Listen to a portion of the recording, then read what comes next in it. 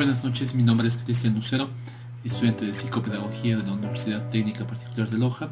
El día de hoy les voy a hablar sobre términos como la dislexia, la disgrafía y la disortografía. Tanto la dislexia, la disgrafía y la disortografía son términos que se refieren a dificultades del aprendizaje. A veces resultan un tanto complejos de comprender y suelen ser confundidos entre sí. Por esto es muy importante aprender a distinguirlos y diferenciarlos. De manera muy breve brindaré una definición sencilla y concisa de cada uno de ellos desde mi percepción para lograr identificarlos. La dislexia es un trastorno que genera en el individuo dificultad para utilizar y comprender de manera eficiente la información escrita, es decir, afecta tanto a la escritura como a la lectura.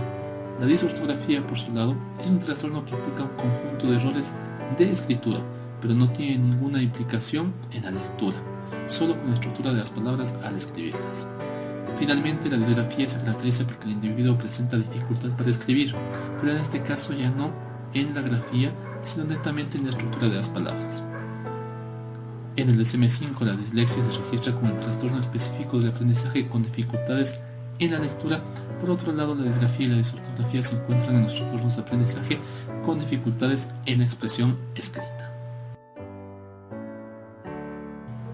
Las causas de la dislexia se han tratado de explicar básicamente desde un enfoque neuropsicológico, cuya finalidad es comprender las bases neurológicas de la dislexia, es decir, la existencia de un fallo neuronal, y por un enfoque psicolingüístico que intenta determinar cuál es el elemento dentro del procesamiento de información que está alterado. Ambos enfoques son adecuados si se logra determinar cuál es el elemento alterado, ya que de esta manera podemos aplicar un tratamiento adecuado. Las causas de la disortografía pueden ser varias y que engloban diferentes aspectos, tales como deficiencias perceptivas, intelectuales, lingüísticas, afectivas, emocionales y pedagógicas. En el caso de la disgrafía se considera la causa más común a los factores de tipo motor. Además podríamos mencionar otras causas como el carácter del niño, es decir, el ámbito que afecta a la personalidad y la psicoafectividad, y las malas prácticas pedagógicas como una enseñanza inadecuada. Como habíamos dicho en los apartados anteriores, la dislexia es la dificultad para utilizar y comprender de manera eficiente la información escrita, y esta afecta tanto a escritura como a lectura.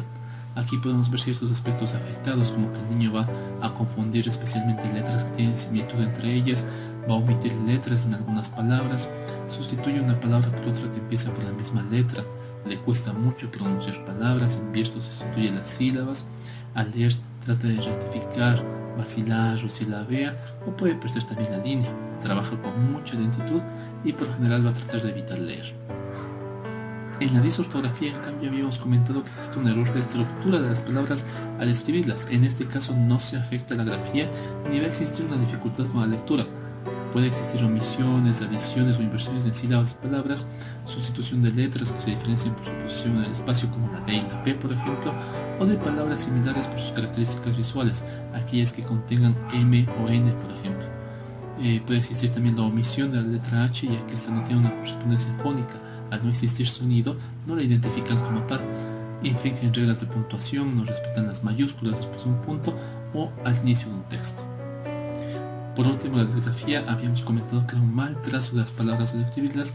Netamente aquí hay un fallo en la manera como se escribe.